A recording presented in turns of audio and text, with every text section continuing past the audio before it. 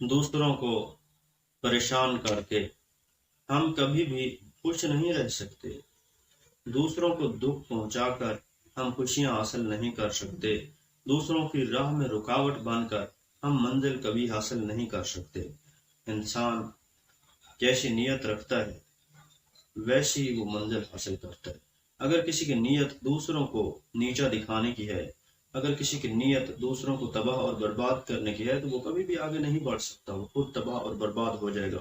اگر ہم معاشرے میں لوگوں کے ساتھ نہیں چلتے، اگر ہم ان کے ساتھ تعاون نہیں کرتے، تو اس بات کا مطلب ہے کہ ہم تنہا زندگی گزارنا چاہتے ہیں۔ معاشرے میں رہنا ہے تو لوگوں کے ساتھ اچھے تعلقات قائم کرنے ہوں گے، ان کے ساتھ پیار اور محبت سے رہنا ہوگا، ورنہ ہم تنہائی کا شکار ہو کر ناکامی اور نامرادی کا سامنا کریں گے۔